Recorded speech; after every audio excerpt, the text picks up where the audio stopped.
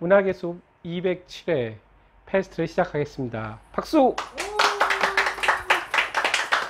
예, 저번에 4월 달에 저희가 데카메론 했어요. 그때 데카메론 하면서 말씀드리기를 우리가 지금 현재 취하고 있는, 우리가 현재 이제 코로나19를 겪고 있는데 이 관련된 문학 작품 하겠다 해가지고 데카메론에 이어서 이번에 패스트를 하게 됐습니다. 그래서 패스트 부제를 결국은 이 패스트에 있는 게 뭐냐면 이거하고 우리 지금 현재하고 한번 같이 생각을 해보자는 그런 의미입니다.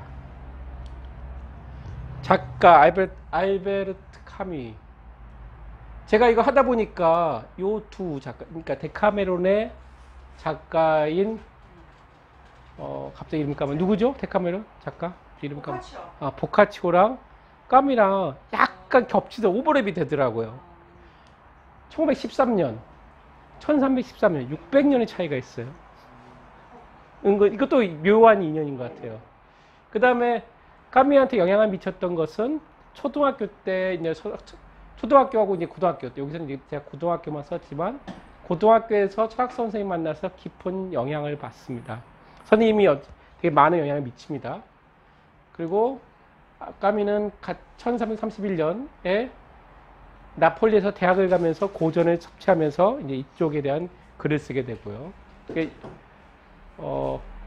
첫 여자를 만나서 첫 번째 결혼했던 게 1934년이고, 보카치오는 데카메론으로 등장하는 이 마리아라는 여성을 1333년에 만납니다. 이것도 비슷한 시기 같아요. 그 다음에 패스트를 쓴 게 1947년이고, 이때도 데카메론 집필한 게 1349년. 그러니까 600년을 사이에 두고 이 보카치오하고 까미하고 비슷하게 여정을 밟아가는 것 같습니다. 까미하면 우리가 알고 있는 작품이 이방인, 시지푸스 신화를 1942년에 썼어요. 그러니까 미국 나이로 하면 이제 거의 30살에 이걸 쓴 거죠. 그 다음 패스트는 34살, 되게 일찍 쓴 거고, 돌아가신 게 이제 1960년에 교통사고, 프랑스에서 교통사고로 승객석에 있다가 이제 돌아가셨다. 그 당시 차가 이제 에어백이나 그런 게 없었겠죠. 그래서 아마 즉사하신 것 같아요.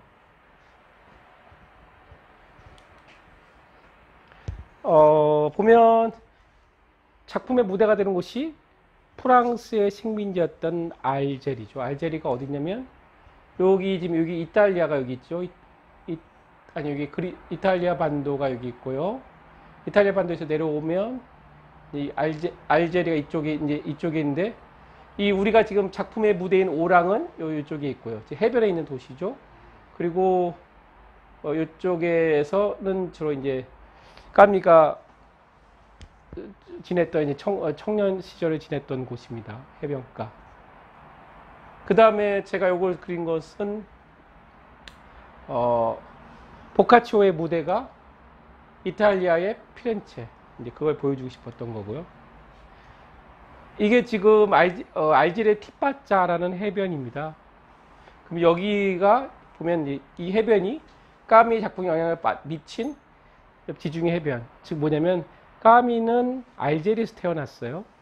알제리에서 이런 해변을 보면서 이제 지중해의 어떤 그런 강렬한 햇빛, 바다, 그런 내용들이 이방인 또는 여기에 패스트에도 지금 나오고 있습니다.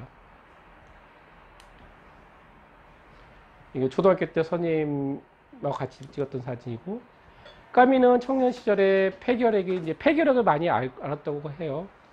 폐결핵도 앓고 결국 그 폐결핵 때문에 대학 교수도 임명도 안 되고 할 수 없이 이제 작가나 기자의 길로 들어섰다고 합니다. 그래서 신문 기자를 하면서 이제 희곡을 그 당시 발표했고, 희곡은 이제 주로 이제 어떤 노동 관련된 희곡이고, 42년에 시지푸스와 이방이 발표했고, 43년에는 실존주의 작가인 장 사르트르를 만나게 되고요. 그 다음에 이제 레지스탕스 신문에서 편집국장도 합니다.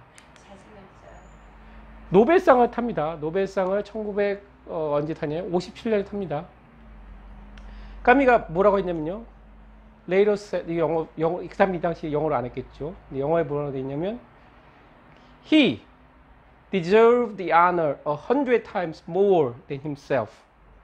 He가 니코스 카잔차키스였죠. 그 당시 저희가 그리스 졸업할 때 제가 그때 말씀드렸는데 까미가 이제 니코스 카잔차키스가 돌아가셨다는 말 듣고 그는 이제 니코스 카잔차키스는 노벨상을 못 탔어요.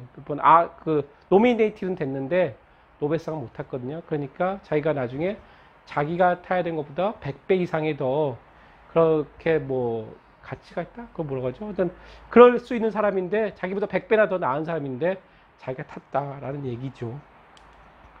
그래서 제가 까미하고 니코스 카잔차키스를 비교해 봤어요. 둘 다 그리스의 지중해, 둘 다 지중해의 어떤 해변을 바라보면서 이제 자라온 작가죠.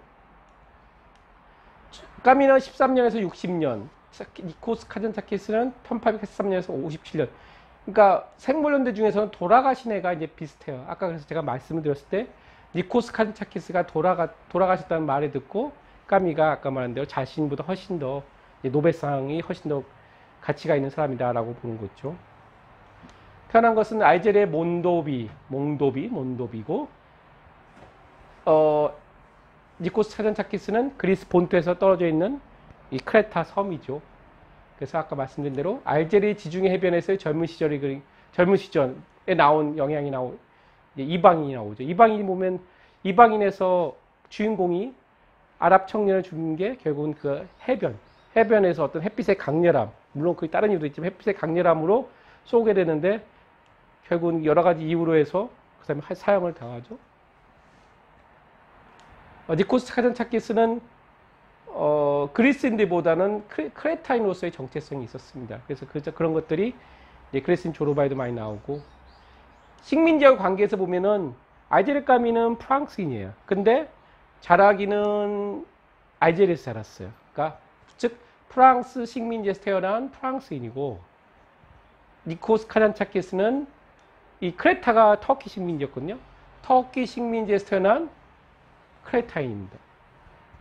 그래서 알제리 까미는 좀 약간 좌파인데 알제리 독립에 소극적이었어요. 이게 반대는지 소극적인지 잘 모르겠지만 소극적인 이유가 나중에는 자기 어머니가 알제리에 계신데 어머니를 생각하면서 자기가 그렇게 적조 안 나섰다 라고 해요. 그래서 결국은 알제리에 가면 지금 까미에 관련된 많은 유적들 또는 뭐 기념하는 것들이 없어졌어요. 왜냐면 알제리 입장에서는 이 사람이 독립에 대해서 좀 소극적이거나 반대하는 그런 입장이기 때문에 뭐 배신 그런 거겠죠.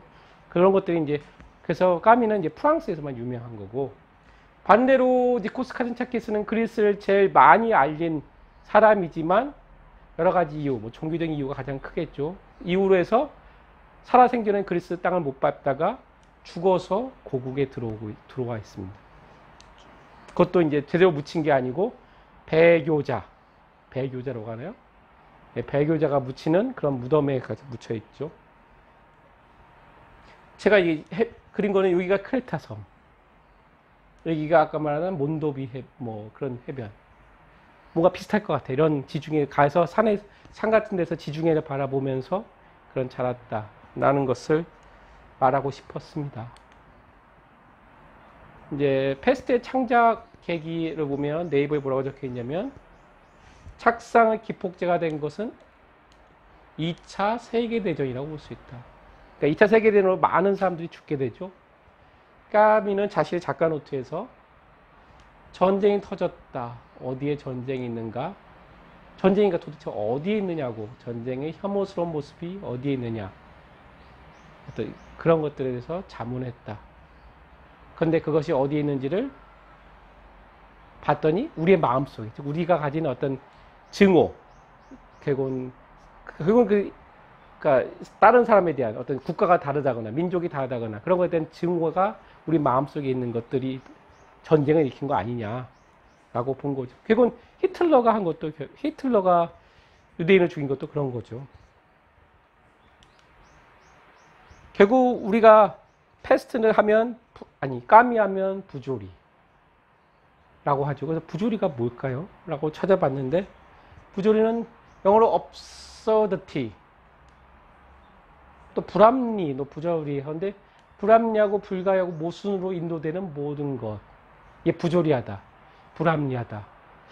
불합리, 부조리가 좀 비슷한 것 같기도 하고, 근데 좀 다를 것 같아요. 그러니까 부조리는 약간 철학적인 용어 같고, 불합리는 우리 그냥 일상에서 쓰는 것 같고.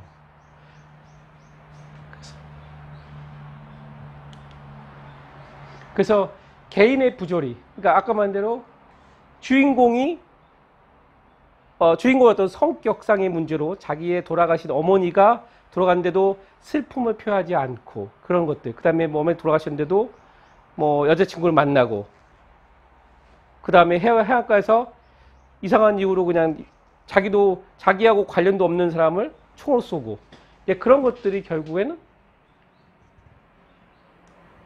사형으로 이어지는 거지. 근데 개인이 사형 선고를 받을 수밖에 없었던 그런 소통 불능의 상황. 그게 이제 결국은 이게 이방인이었다면 이 패스트로 인해서 전체 사회가 결국 사람들이 죽음의 위험에 직면한 것들.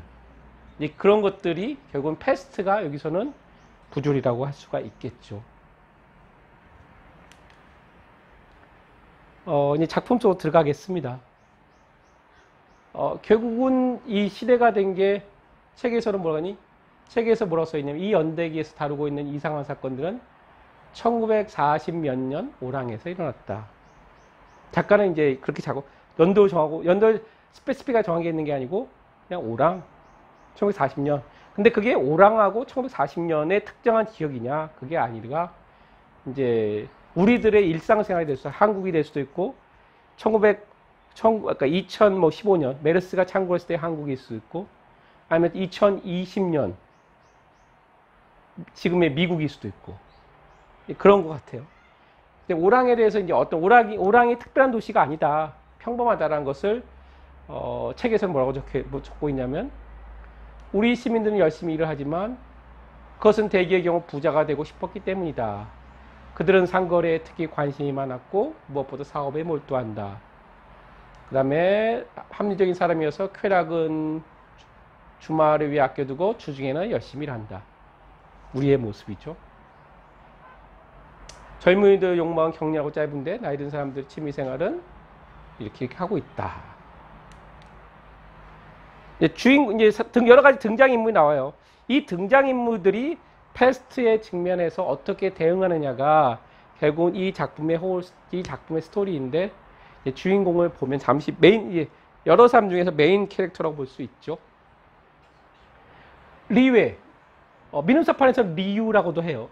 리유라고도. 이게 어느 게 거기서도 보니까 원래 발음은 리유가 맞는데, 프랑스어 발음은 리유가 맞는데, 실수, 리웨가 맞는데, 이화영 씨, 아마 민음사판 쓰는 이화영 씨가 발음이 조금 이제 리웨가 어려우니까 발음의 어떤 좀 편의성, 또 그런 여러 가지 이유로 리유라고 썼다고 하더라고요. 민음사판에서는. 의사인데 이제 소명의식에 따라 패스트에 맞서는 사람이죠. 아내가 이제 초기에 일부에 보면 아내가 요양을 가야 돼서 다른 지역에 아내를 보내는데 결국에는 아내를 만나지 못하죠. 그랑이라는 하급 공무원이 등장합니다. 비정규직 공무원이에요. 그러니까 몇 개월 일하기로 하고 이제 정규직으로 되기로 했는데 안 되죠. 못 돼요. 여러 가지 이유로 안 돼요. 그렇지만 이제 그런 것들을 대해서 말을 해야 되는데 잘 말을 못 하죠. 그러면서 자기가 그 돈을 아주 돈도 조금 받는데 그 수입에 맞춰 생활합니다.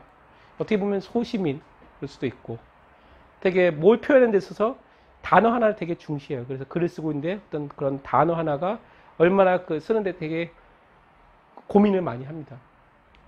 그렇지만 이 사람이 되게 그런 존재감을 드러내지 않다가 뒤로 갈수록 패스트 사운드에 있어서 존재감을 드러냅니다. 리샤르라는 도지사가 있습니다. 도지사. 표현이 이상하니까 번역이 이상한 것 같아요. 도지사. 오랑의 어떤 메이어라고 보겠죠. 네. 초창기 이제 결국은 공무원이다 보니까 초창기 패스트가 가져올 피해보다는 공무원으로서 느끼는 어떤 이게 패스트 맞아? 그러니까 이게 패스트 맞아? 결과 있어? 뭐 그런 것들. 이게 뭔지 자기가 뭔가 책임을 최대한으로 안 져야 되는 입장에서 그런 소극적인 그렇게 그죠. 그래서 미확인 상태에서 패스라고 딱 공표를 하게 되면 불러올 어느 혼란 때문에 좀 더 이제 소극적으로 얘기를 합니다. 그러니까 결국 리웨하고 리샤르는 좀 이제 좀 반대되는 사람이라고 볼 수 있겠죠. 장타루라는 사람이 기록자기보다는 어떤 뭔가 반항아, 기록자, 사색인 여러 가지 뭐 직업은 없어요. 정의를 할 수가 없는데 아버지가 검사였어요. 근데 아버지가 검사로서 많은 사람들한테 사형을 구형해요. 근데 그걸 나중에 자기가 알게 되죠. 그러면서 사형이라는 제도, 수많은 사람들이 이렇게 죽이는 어떤 시스템이란 명목으로 해서 제도란 명목, 수많은 사람을 죽이는 거에 대해서 이게 타당한 것인가에 대해서 의문을 제기하고 그런 직업을 가진 아버지하고 같이 못 있게 되면서 이제 또 아버지로부터 떠나게 되죠. 와서 이제 패스트라는 것이 결국은 자기가 이제 그죠. 사형제도는 자기가 사회에서 막을 수 없었지만 이 패스트는 자기가 막겠다 해가지고 보건대라는 걸 조직을 해서 리유 뭐 공무원하고 같이 뭐 이걸 막으려고 노력을 합니다. 파눌루라는 신부가 나오죠. 신부는 결국 패스트 발생을 신의 뜻으로 받아들이는 사람이고, 제가 중세 근대 종교인의 상징이라고 했는데 이유는 뭐냐면 요새 종교인들은 요새는 이제 카톨릭도 그렇고 뭐 이렇게 지진이 났다, 뭐가 했다, 그것들을 신의 뜻이라고 얘기하지 않습니다. 그거는 이제 좀 옛날 얘기지요. 그래서 요새도 우리나라 일부 종교인들이 막 어디 났을 때 이거는 뭐 일본에서 지진 나니까 이거는 뭐 하나님의 뜻이다라고 했을 때 요거 되게 많이 봤잖아요. 그건 아주 옛날에 자기 멋대로 이제 해석한 그런 사람, 그런 종교인들이죠. 코타르라는 사람인데요. 이 사람은 이제 패스트가 발병하고 기세가 확산될수록 자기도 뭔가 같이 따라서 뭔가 할 일이 많다는 걸 느끼게 되고, 그러니까 할 일이 많다는 것은 좋은 의미보다 이제 나쁜 의미로. 이제 그 패스트가 소멸되니까 우울해지는 그런 사람입니다. 랑베르, 이 기자는 취재차 오랑에 왔다가 갇히게 되고, 이제 탈출하려고 했지만 탈출할 수가 없었죠. 왜냐면 락다운 됐으니까. 그렇지만 이제 그래서 결국은 탈출을 마지막에 하려고 하지만 리웨가 의사가 헌신적으로, 리웨나 여러 뭐 그랑이나 장타루가 헌신적이래 일하는 것을 보고 그냥 남기로 하죠. 그래서 이런 사람들이 결국은 패스트를 어떻게 패스트에 싸우는지, 패스트에 대해서 어떻게 대응하는지, 그런 것들이 이 소설의 메인 줄거리라고 보시면 됩니다. 줄거리. 김라현님도 읽어보시겠습니다. 그래도 안 읽은 분들이 조금 있을 거니까. 네. 조용한 해안 도시 오랑에서 언젠가부터 거리로 나와 비틀거리다 죽어가는 쥐떼가 곳곳에서 발견된다. 정부 당국이 패스트를 선포하고 도시를 봉쇄하자 무방비 도시는 대혼란에 빠진다. 오랑의 평범한 시민들, 의사 리유, 공무원 그랑, 신문기자 랑베르, 신부 파놀루, 지식인이자 사색가인 타루 등이 공포와 불의가 절정에 달한 도시에서 패스트에 맞서 싸우기 위해 노력한다. 패스트는 쉽사리 물러설 기미를 보이지 않고 보건대 사람들은 새로운 혈청의 실험 대상이었던 어린아이가 죽어가는 모습을 고통스럽게 지켜본다. 그리고 세월이 바뀌어 어느새 패스트는 저절로 물러가고 일상이 회복된다. 예. 이 스토리는 어떻게 보면 스토리가 되게 복잡하지는 않아요. 그거 스토리가 중요한 건 아니고 이 까미가 이 스토리 통해서 뭘 말하고자 하는가, 이제 그거를 같이 생각해 보는 게 더 중요한 것 같아요.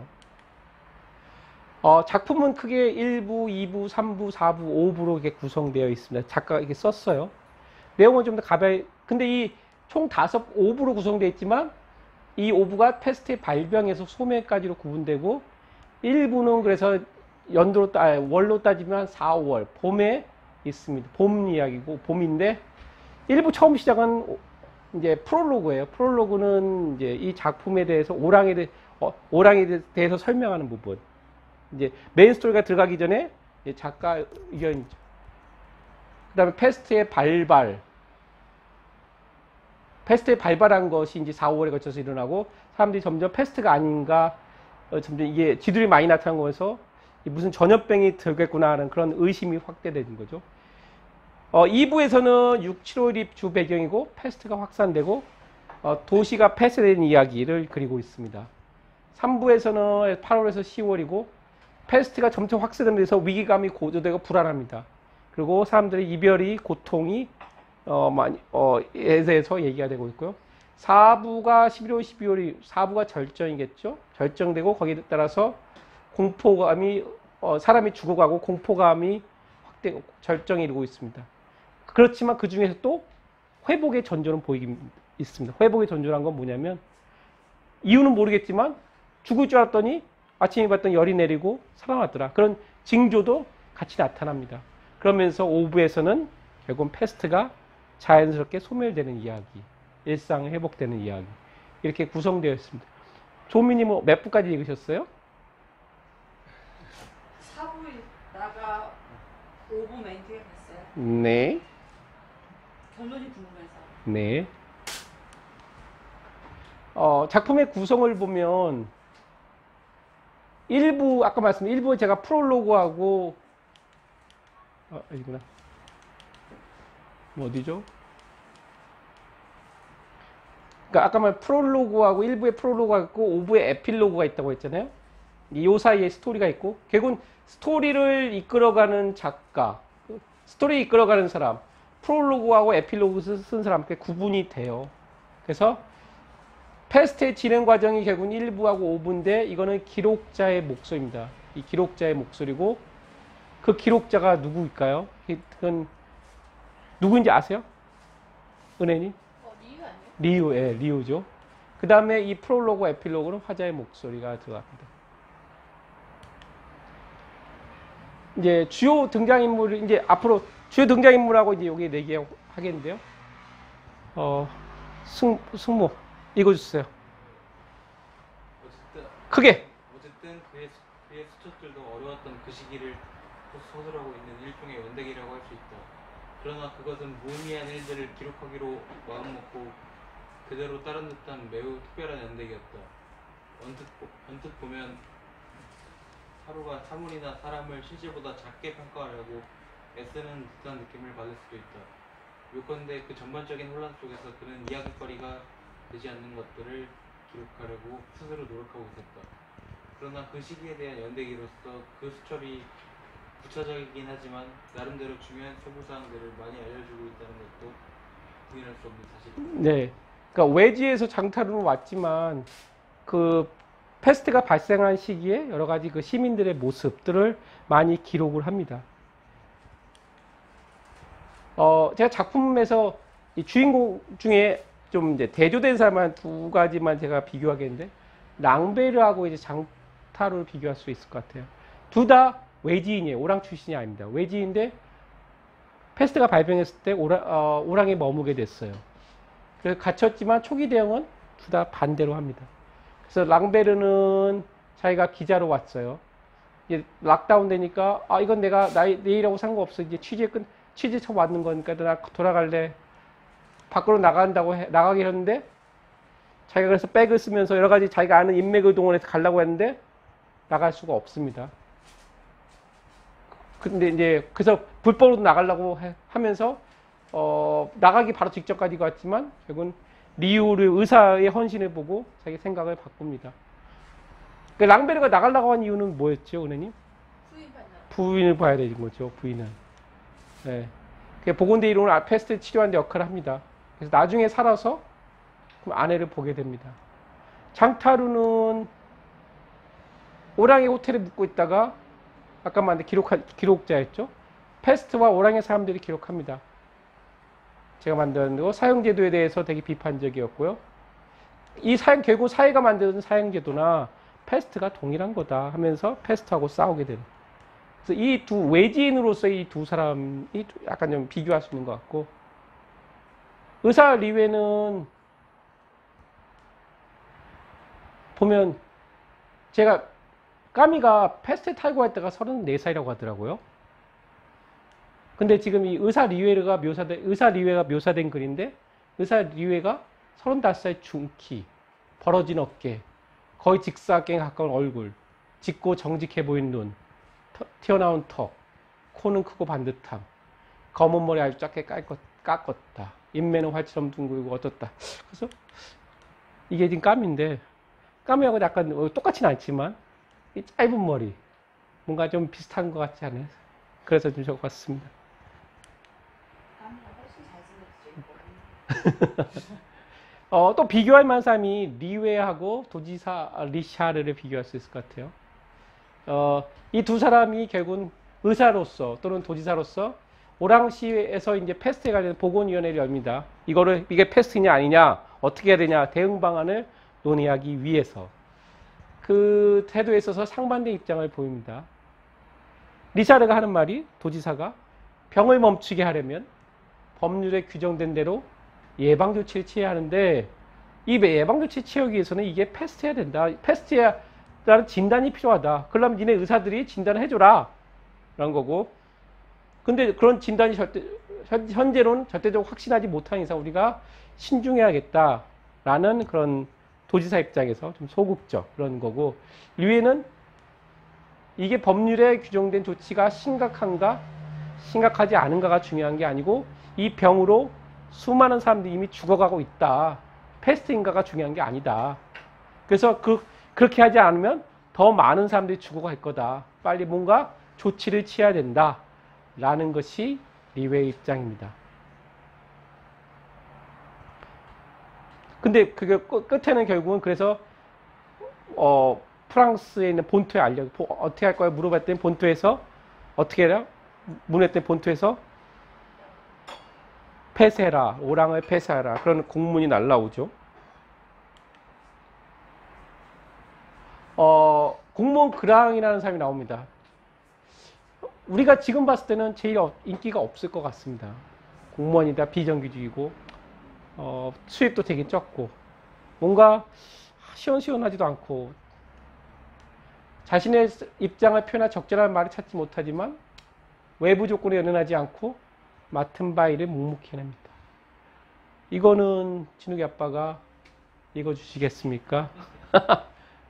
정식으로 임명될 것이라는 구두상의 약속이 있었지만 청원서를 쓰거나 아니면 상황에 따라 청탁이라도 해야 했는데 한 번도 그러지 못한 것도 실제로는 그런 특징 때문이었다. 그의 말에 따르면 권리라는 용어는 그 권리를 확신하지 못해서 사용할 수 없었고 약속이라는 용어는 마치 자기 몫을 요구하는 것 같고 결과적으로 자신이 맡고 있는 보잘것없는 직책과는 어울리지 않게 무례한 면이 있는 것 같아서 사용할 수 없었다.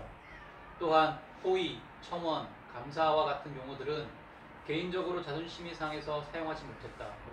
이렇듯 적절한 용어가 생각나지 않은 까닭에 우리의 시민은 나이가 지긋해질 때까지 그 보잘것없는 직책을 계속 수행하게 되었다. 생활비는 수입에 맞추면 되니 어쨌든 생계비는 충분히 확보된다는 것을 살다 보니 깨달았다. 예, 좀 답답하죠. 전체적으로 저기 나오는 주인공들의 성격대로 예. 이 소설이 약간 프랑스식에서 그런지 몰라도 다들 굉장히 도덕적이나 유리식도 뛰어난 되게 높은 사람들이에요. 그렇죠, 그렇죠. 패스트한 상황이 있으면은 좀 약간 다른 것도 발견할 텐데 예, 보면은 뭐 마지막 순간에 바꾼다던가 저런 식이라든가 예, 맞아요. 맞아요. 나도 그렇게 생각합니다. 그래서 저도 밑에다가 앞으로 이제 조금 커멘트 적었는데 저는 요걸 생각했어요. 결국은 아니 이게 이 사람이 그런 거 아니에요. 자기가 뭔가 요구를 해야 되는데 그 요구를 하자니 적절한 표현이 생각나지 않아서 요구를 안 하게 되고 이제 그런 것들이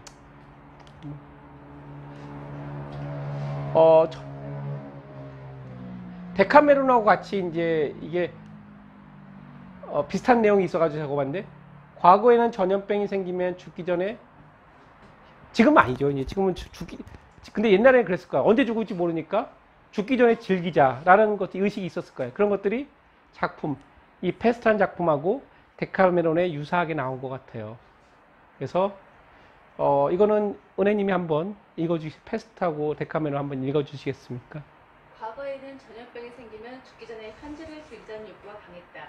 물가가 치솟던 그때만큼 사람들이 돈을 낭비한 적은 없었고 대부분의 사람들에게 생활 필수품은 부족한데도 여분으로 남겨두었던 모든 것을 그때만큼 남김없이 탕진한 적도 없었다. 전에는 관계를 감출고 있었던 그들이 이제는 굉장한 열정에 사로잡혀 조금 부주의해졌는지 주위의 군중은 쳐다보지도 않고 서로 꼭 껴안고 돌아다녔다. 데카메론 실컷 먹고 마시며 즐기고 노래하며 주변을 돌아다니고 닥치는 대로 욕망을 채우고 모든 불안과 이심을 지우는 것이 최선의 대처라고 믿는 사람들도 있었습니다. 그들은 이를 말뿐 아니라 행동으로 옮겨서 밤이나 낮이나 이 술집에서 저 술집으로 옮겨다니며 끝없이 흥청망청 마셔야 되고 그도 모자라 남의 집까지 쳐들어가서 걸리는 대로 혹은 마음 내킨 대로 즐기는 것이었습니다. 네. 이게 아까 말한 1300년, 이게 1940년. 그래서 저는 뭐가 생각했냐면, 우리 지금 아주 지금 현대에서는 어떠냐. 그러니까 이런 사람도 많이 있다는 얘기죠, 우리는. 나는 걸려도 괜찮아. 왜냐면 나는 건강하니까. 라는 그런 사람도 있는 것 같아요. 근데 그런 질병이 결국은 다른 사람들한테까지 이제 피해를 줄 수 있다라고 보는 거죠. 여기에서 보면 결국은 패스트 유배된 사람들이라고 해서 여기도 아이가 병에 걸렸는데 패스트 걸렸는데 그 고통으로 해서 아이가 겪는 고통을 의사 리우가 바라보면서 되게 어떤 분노를 느낍니다. 자기가 분노인데 어떤 분노인지 한번. 위장을 물어뜯기라도 한 것처럼 아이가 가냘픈 신음소리를 내며 다시 몸을 구부렸다. 끝없이 이어질 것 같던 그 몇 초 동안 아이는 몸을 접은 채 가만히 있더니 연약한 몸이 패스트의 광풍에 꺾이고 반복적으로 밀려오는 신혈의 폭풍에 무너지듯 오한으로 떨면서 경련을 일으켰다. 돌풍이 지나가자 몸이 약간 이완되었고 열이 물러가면서 헐떡이는 아이를 독성 있는 축축한 모래사장 위에 던져놓은 것 같았다. 그곳에서는 휴식이 벌써 죽음과 같았다. 열이 타오르듯 물결치며 세 번째로 다시 밀려와 아이의 몸을 약간 들어올리자 아이는 몸을 바짝 웅크렸고 자신을 태우는 불꽃 때문에 공포에 휩싸여 침대 밑으로 파고들면서 시트를 걷어차고 미친 듯이 머리를 흔들었다. 불이 붙은 듯한 눈꺼풀 밑에서 굵은 눈물이 솟아나와 그의 낯빛 얼굴 위로 흘러내리기 시작했다. 발작이 끝나자 아이는 기진맥진한 상태로 뼈만 남은 두 다리와 48시간 만에 살이 다 녹아버린 듯한 두 팔에 경련을 일으키면서 엉망으로 헝클어진 침대 위에서 십자가에 못 박힌 듯한 괴상한 자세를 취했다. 예, 이 작품에서 보면 이제 그런 병을 앓고 있는 그런 것에 디테일하게 묘사한 게 두 번이 나옵니다. 이것도 아마 그 중에 하나인 것 같아요. 결국은 저는 생각합니다. 이런 병을 걸려서 더 고통받는 것은 어린이나 요약자이며, 그래서 우리가 좀 더 조심해야 할 것 같아요. 여기에서의 교훈으로 뭐라 그러나 사유로서 적는 것은 굉장히 좀 뭐랄까 너무 단순한 것 같다는 느낌이 좀 드는 게 이거는 패스트는 여러 가지 해석이 있을 수 있어요. 제가 이걸 말한 건 뭐냐면 내가 느꼈던 거에 대한 해석이에요. 이제 결국은 전염병을 태아한 태도에 있어서도 두 사람이 약간 차이가 나는 게 있는데 의사 리에하고 신부 파눌로가 차이가 나죠. 결국은 앞에서 얘기한 아이의 고통을 어떤 관점에서 바라보느냐 그거인 것 같아요.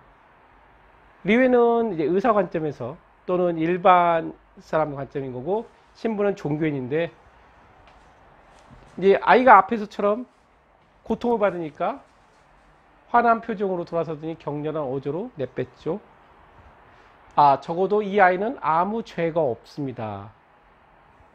잘 알고 계시죠. 결국 옛날에는 그러니까 신부님이 얘기하고자 했던 것은 이게 주님의 뜻 아니냐, 하나님의 뜻 아니냐 이렇게 고통을 받고 있는 거고 이 아이한테 그런 게 무슨 의미가 있느냐, 죄가 있느냐라는 것이죠. 그러니까 파눌로가 이해합니다라고 중얼거렸다. 우리가 이해할 수 있는 한도를 넘어서니 반항심이 생길 겁니다. 하지만 어쩌면 우리는 이해할 수 없는 것을 사랑해야 합니다. 방금 나는 은총이란 것이 무엇인지를 깨달았습니다. 라고 얘기하고 얼마 있다가 이제 신부님이 강독을 잔인한 실현조차도 기독교에게는 은혜가 되는 법이므로 기독교인이 이 실현에서 정말로 찾아야 할 것은 바로 은혜이며 그 은혜가 무엇으로 이루어졌는지 은혜를 발견할 수 있는 방법은 무엇인지를 알아내야 한다는 것입니다. 라는 것이죠. 그러니까 이거에 대해서 여러 사람들이 뭐 까미가 반기독교적이다 하는 건데 저는 뭐 거기까지 보지 않고 결국은 신부님의 어떤 생각이 그 당시 일반적인 프랑스는 카톨릭 국가였으니까 종교 카톨릭 신부들의 일반적인 생각 아니었을까?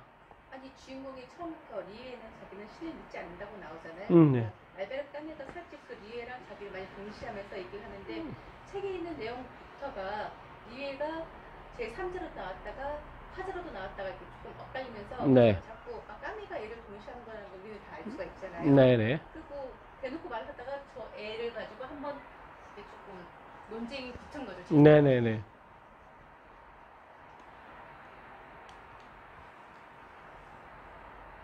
아까 말한 대로 어떤 재난을 하나님의 징벌로 생각하는 것은 결국은 이게 유대교에 보면 이 구약 성경의 내용들이 대부분 다 이런 내용이죠.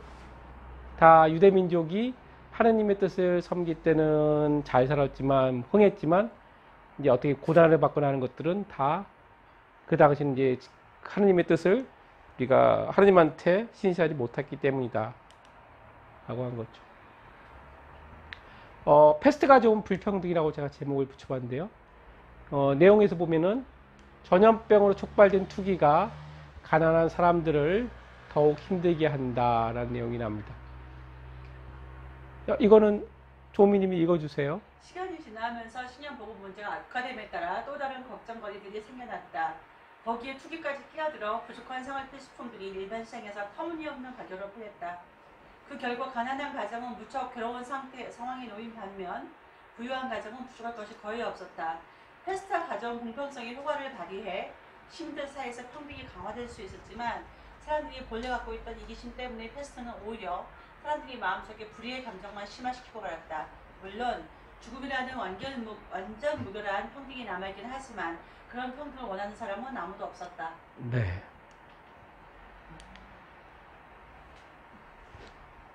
그래서 저는 이제 보면 이 전염병이 결국은 지금 코로나도 그렇지만 과거보다도 더 약자들에게 더 많은 고통을 가져오는 것 같습니다. 여기 또 이제 크리스마스가 되니까 크리스마스에 대해서도 얘기가 나온 것 같아요.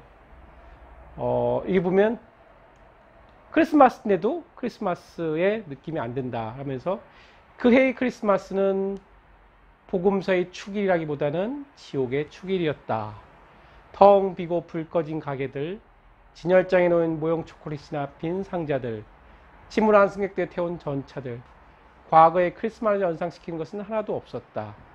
이전에는 부자든 가난한 사람들 모두 함께 했던 그 축제도 지금은 일부 특권층이 때가 잔뜩 낀 상점의 뒷방에서 거금을 들여 마련한 고독하고 수치스러운 몇 건의 축하연을 위한 자리에 불과했다.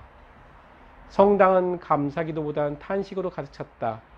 얼어붙은 음울한 시내에서는 아이들이 어떤 위험이 도사리고 있는지 모르는 상태에서 뛰어놀았다.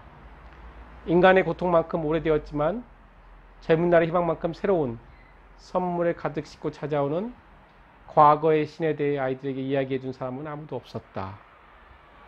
모든 사람의 마음속에는 아주 늙고 아주 음울한 희망, 죽지도 못하게 하는 희망, 삶에 대한 단순한 고집에 불과한 희망을 위한 자리밖에는 남아있지 못했다. 라고 얘기하는 것 같아요. 결국은 앞에 같이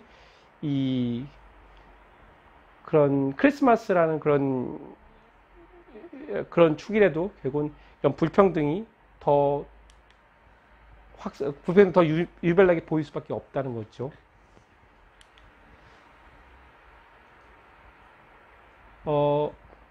패스트로 사람들이 유배를 됩니다. 그래서 패스트 운동장에 이제 운동장에 패스트 사람들을 유배시키는데 사람들은 점차 사랑하는 사람들로부터 잊혀져 갔다라는 내용이 나오는데요.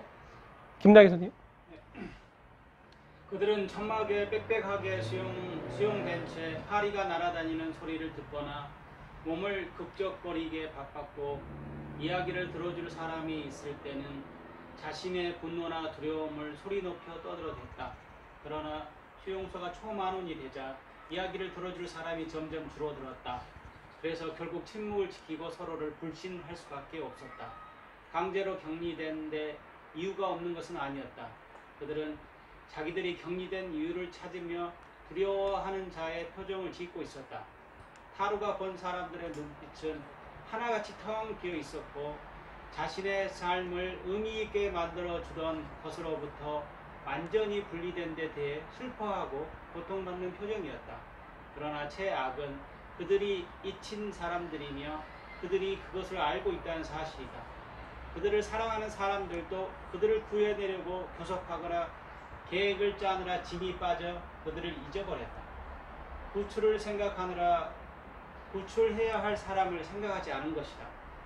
결국에 가서는 아무리 불행의 막바지에 이르렀다 할지라도 어떤 사람을 정말로 생각할 수 있는 사람은 없다는 것을 알게 된다. 네, 결국은 사랑하는 사람들도 그들 구해내려고 교섭하느라 계획을 짜느라 진이 빠져 구해야 할 사람들에 대해서 더 이상 생각하지 않게 되었다는 얘기죠.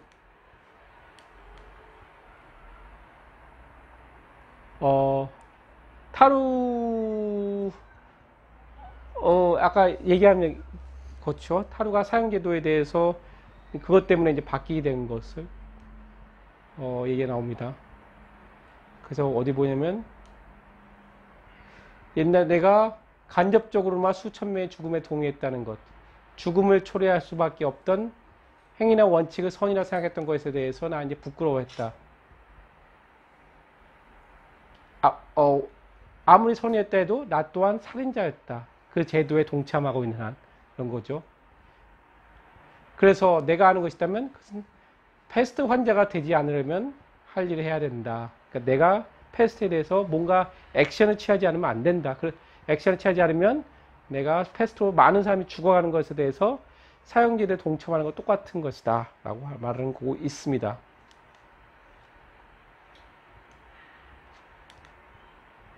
이제 우리가 5부에 가면 패스트가 물러납니다. 패스트는 그래서 타루는 이건 넘어갔고요.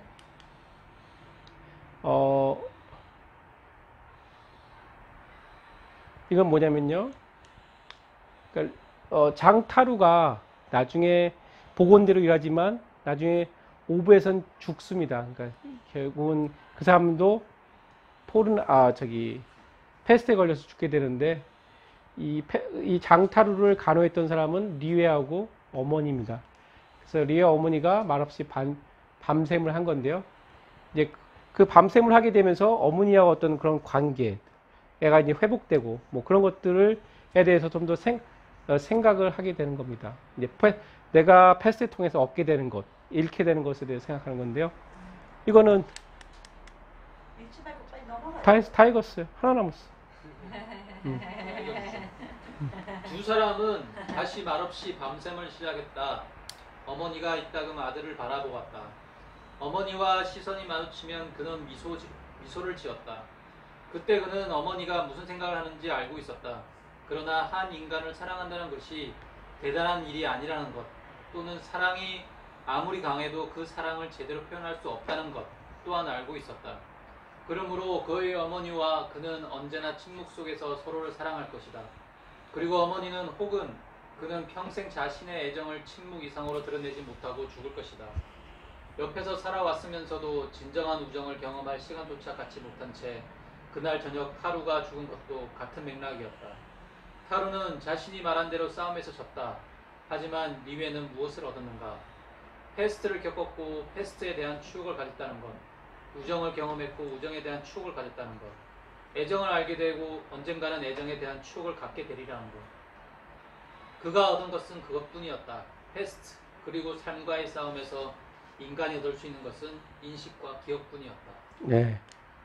패스트 그리고 삶과의 싸움에서 인간이 얻을 수 있는 것은 인식과 기억뿐이었다라고 얘기를 하고 있습니다.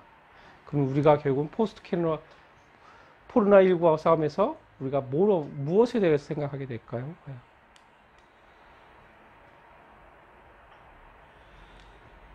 이거는 넘어가겠습니다. 이거 아니구나. 제가 읽을까요? 예. 네, 리우는 패스트를 통하여 지인을 잃었지만 우정과 애정을 경험하고 추억을 얻었다. 인간을 초월해 자기들이 상상할 수 없는 어떤 것을 지향했던 사람들은 결국 아무 대답도 얻지 못했다. 타루는 자신이 말하던 그 어려운 평화에 도달한 듯 했지만 죽음 속에서 그에게 도움이 되지 않을 순간에 가서야 겨우 평화를 발견했다. 반면 리에의 눈에 띈 다른 사람들, 즉 집의 문턱에서 기울어가는 햇빛을 받으며 온 힘을 다해 서로를 껴안은 채 황홀하게 마주보고 있는 사람들이 바라던 것을 얻었다면 그것은 자신에게 속한 것만을 요구했기 때문이었다. 그랑과 코타르가 사는 거리로 접어들면서 리에는 적어도 가끔은 인간만으로, 보잘것없지만 엄청난 인간의 사랑만으로 만족하는 사람들이 기쁨의 보상을 받는 것이 당연하다고 생각했다. 저는 이게 결론 부분에서 오늘날 패스트가 의미하는 것이 무엇일까라고 좀 생각을 해봤습니다. 그러니까 패스트 이퀄 부조리잖아요.